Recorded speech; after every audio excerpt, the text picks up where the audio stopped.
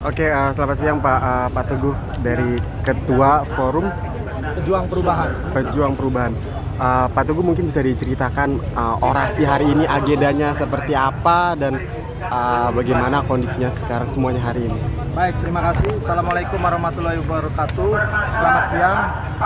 Saya Yusuf Legur. Kali ini saya mewakili Forum Bersama Pejuang Perubahan. Hari ini kita aksi di gedung MK bergabung dengan para alim ulama dan habaib. Ada juga gerakan penegak daulat rakyat yang dipimpin oleh Bapak Din Samsudin. Kemudian ada juga gerakan Front Penegak Kedaulatan Rakyat yang dipimpin oleh Jenderal Sunarko dan para purnawirawan TNI Polri. Juga para emak-emak pejuang militan, mahasiswa dan elemen masyarakat umum pada umumnya ya. Jadi hari ini tanggal 19 April 2024 kami melakukan aksi di gedung MK itu dalam rangka mengawal proses persidangan, bahkan hasil daripada sidang Mahkamah Konstitusi yang akan diputuskan tanggal 22 Senin mendatang.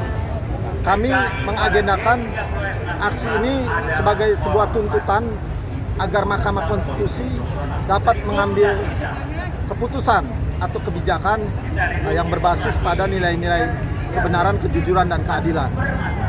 Sehingga tidak lagi ada intervensi, tidak ada lagi intimidasi, ancaman dan teror dari siapapun dan dalam bentuk apapun.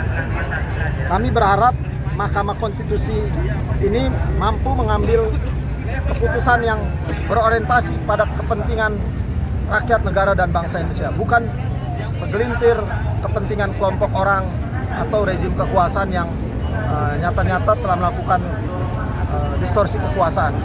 Kemudian yang kedua juga kami menganggap pelaksanaan Pilpres 2024 ini mulai dari awal sebelum kampanye sehingga pada proses dan hasil akhirnya nyata-nyata secara terbuka dan telanjang menghasilkan kecurangan dan kejahatan yang begitu terstruktur, sistematis, dan masif.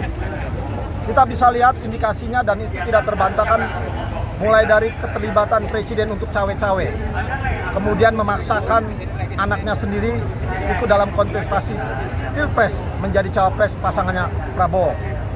Pada saat itu ada intervensi kepada Mahkamah Konstitusi untuk merubah undang-undang dari batas usia pencalonan cawapres yang usia 40 tahun dipaksakan oleh usia Gibran yang belum mencapai 40 tahun, dan itu berkat pamannya yang ternyata ketua Mahkamah Konstitusi untuk menggolkan maksud-maksud kepentingan presiden. Selebihnya adalah bagaimana kemudian penggunaan atau mobilisasi aparat yang begitu luar biasa, dan paling miris adalah penggunaan anggaran rakyat atau anggaran negara melalui APBN untuk memenangkan paslon tertentu yang didukungnya, dalam hal ini Prabowo dan Gibran. Dari sekian kejahatan itu yang begitu telanjang terbuka dilakukan secara terstruktur, sistematis, dan masif, kami minta MK untuk melakukan diskualifikasi pasangan calon presiden Prabowo dan Gibran. Kemudian yang ketiga, kami juga meminta KPU untuk melakukan pemungutan suara ulang atau pemilu ulang. Dan kami berharap ketika pemilu ulang atau Pilpres ini dilakukan, maka harus ada jaminan bagaimana itu bisa dilaksanakan dengan prinsip-prinsip kebenaran, kejujuran, keadilan, dan paling penting terbuka di hadapan rakyat. Itu beberapa tuntutan yang kami sampaikan pada aksi hari ini. Kalau menurut kubu sana, kecurangan atau bukti-bukti yang diajukan oleh paslon 0102 itu tidak kuat. Itu seperti apa tanggapannya? Tidak, dengan dari awalnya saja dalam hal ini tim hukum nasional maupun pendamping hukum dari kedua pasangan itu sudah diterima MK. Semua database yang disertai dengan bukti-bukti, baik itu dalam bentuk tulisan, video, maupun data-data dan fakta yang lain itu sudah diserahkan, dan sudah dipastikan diterima oleh Mahkamah Konstitusi dan dalam proses pengambilan keputusan untuk mempelajari segala macam data-data dan fakta yang diajukan. Jadi saya pikir tidak benar kalau tidak berdasarkan objektif ya, atau tidak memenuhi syarat.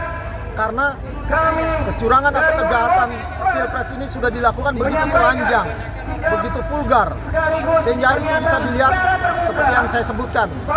Kita bisa melihat belum pernah ada sejarah di dunia presiden yang masih menjabat kemudian mendukung anaknya untuk menjadi calon wakil presiden. Ini belum pernah ada.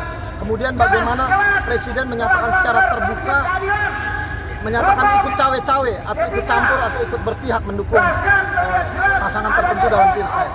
Belum lagi penggunaan aparat, mobilisasi aparat yang begitu masif untuk berkampanye, untuk menggunakan politik uang dan sembako, itu luar biasa.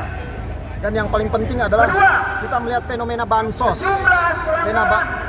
bansos dan politik uang yang bersumber dari anggaran negara ya, APBN, disiasati sedemikian rupa seolah-olah itu menjadi program pemerintah atau program nasional. Padahal itu dilakukan dalam rangka menjadi bagian dari politik uang dan politik sembako untuk memenangkan pasangan Prabowo Gibran. Saya pikir ini kejahatan yang telanjang, terbuka dan vulgar yang tidak bisa dibantah lagi.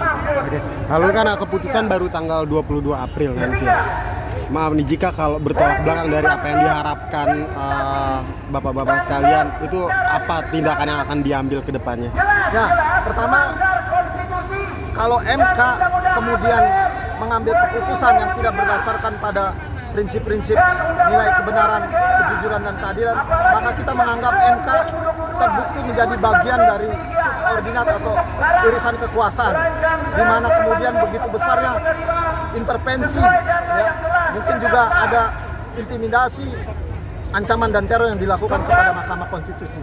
Maka kami menganggap bahwa kami tidak bisa menerima hasil Pilpres yang dipenuhi dengan kecurangan atau kejahatan yang begitu terstruktur, sistematis dan masif. Kami juga tidak ingin pemimpin nasional dilahirkan dari proses kecurangan dan kejahatan.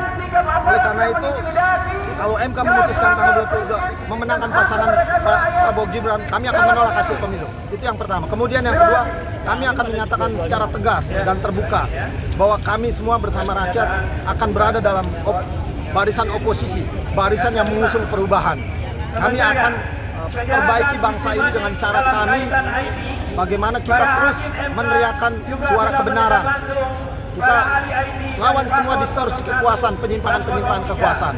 Dan yang paling penting yang ketiga adalah bahwa kita akan terus-menerus melakukan sebuah aksi atau aksi unjuk rasa atau demonstrasi yang terus berupaya sedemikian rupa sehingga rezim kekuasaan maupun hasil Pilpres ini tidak punya legalitas dan legitimasi. Karena bukan saja di dalam negeri, tapi luar negeri juga begitu kencang mengkritik, begitu luar biasanya menggugat hasil Pilpres yang penuh kecurangan dan kejahatan. Ini terakhir, mungkin apa sih imbasnya kepada masyarakat atas dugaan kecurangan ini ya menurut bapak-bapak sekalian? Ya, saya pikir pertama adalah hilangnya legitimasi dari rakyat terhadap hasil kecurangan dan kejahatan pemilu. Rakyat mungkin akan menganggap remeh, mengabaikan bahkan membangkang hasil dari proses pemilu atau Pilpres yang melahirkan kepemimpinan nasional yang berdasarkan kecurangan dan kejahatan. Itu yang paling utama. Sehingga apapun itu secara psikologi, secara moral, itu betul-betul akan menghilangkan kepercayaan, sikap skeptis dan a priori rakyat terhadap rezim kekuasaan maupun hasil dari Pilpres ini. Mungkin itu yang paling mendasar. Oke, siap. Baik. Terima kasih Pak. Ya, terima kasih.